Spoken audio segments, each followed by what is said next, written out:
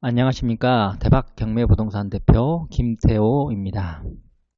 오늘은 비도시지역의 농지 전, 답, 과수원을 사실 때 농지 취득 자격증명에 대해서 설명드리겠습니다.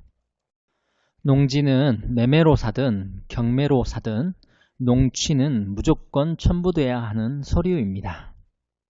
집을 매매나 경매로 산다고 가정할 때 대지가 150평, 농지 전이 1평이 있다면 그 1평에 대한 농취를 받아야 합니다.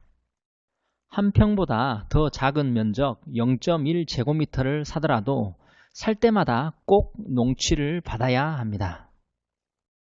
농지를 오늘 사고 내일 사고 모레 샀다면 3번 농취를 받아야 하며 농지는 살 때마다 그 지번 필지마다 농취를 제출해야 합니다. 뭔데 그럴까요? 사전적 정의로는 농지 매수인의 농민 여부, 자격 여부 및 농지 소유 상한 인의 여부 등 농지 소유 자격과 소유 상한을 확인하고 심사함으로써 비농민의 투기적 농지 매입을 규제하고 경자 유전의 실현을 도모하기 위한 제도이다. 어렵죠? 정리가 되시나요? 정리해 드리겠습니다. 사전적인 의미는 잊어버리시고 농취는 현황 농사를 지을 수 있는 땅인가 아닌가만 생각하시면 됩니다. 농사 목적으로 사용할 수 있는 땅이면 농취는 발급됩니다. 농사 목적으로 사용할 수 없는 땅이라면 농취는 나오지 않습니다.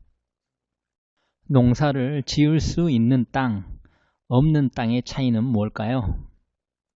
농지에 포장을 하여 다른 용도로 사용 중이라면 농사를 못 짓겠지요.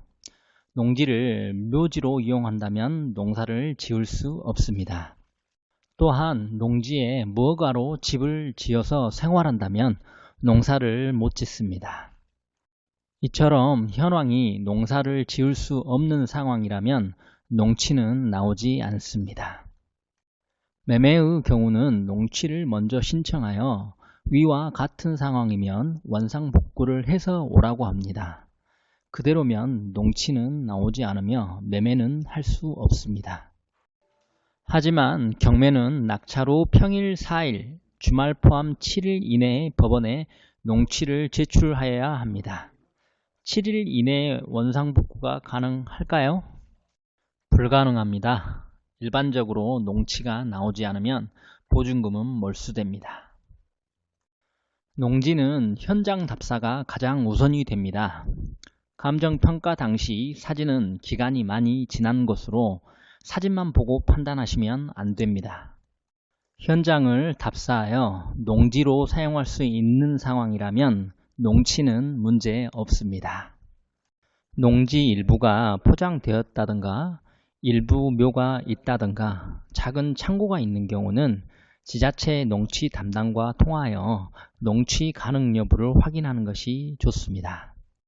농지를 농취 없이 허가하는 경우도 있습니다. 원상복구 계획서 또는 농지법 2조 1항에 의거 또는 농지를 농지 전용을 한 경우 등등 그런 경우의 수는 다음 시간에 이야기하시고 비도시지역은 농지가 많습니다. 지목상 전, 답, 과수원은 농취는 의무입니다. 비도시지역인 자연취락지구는 대지와 준하는 용적률과 건폐율이 적용되지만 농지면 농취를 발급해야 합니다. 단 도시지역 내의 주거지역, 공업지역, 상업지역은 지목이 전, 답, 과수원이라도 농취를 발급하지 않습니다. 이 점 유념하십시오. 낙찰 후 시, 구, 읍, 면사무소 농취 담당자에게 신청하시고 발급이 되면 법원에 제출하시면 됩니다. 본인이 농취를 신청하러 가시면 신청 후 법원에 우편으로 발송을 부탁하십시오. 의무는 아니니까 공선히 부탁하십시오. 또한 민원24에서 공인인증서를 통한 전자로 접수가 가능합니다. 담당자가 당황할 수도 있습니다. 아직 보편화되지 않았지만 말입니다. 낙찰 후 농취를 4일 이내 우편으로 보내다 보니 늦어지는 경우도 있습니다. 법원에서 전화가 오면 당황하지 말고 면사무소에 연락하여 팩스로 먼저 농취를 보내고 우편으로 받아도 됩니다. 법원도 유도리가 있습니다. 농취, 현황이 농지를 지을 수 있다면 무조건 나옵니다. 농취가 까다로운 것으로 알고 있지만 지금은 어렵지 않습니다. 전에는 농지는 거리 제한 및 자경, 농업인 등등 이유로 매매가 쉽지 않았습니다. 하지만 지금은 거리 제한 폐지 및 대리 경작, 농업인이 아니어도 거래가 가능합니다. 농취 어렵지 않습니다. 농사를 지을 수 있는지 없는지 그것만 기억하시면 됩니다.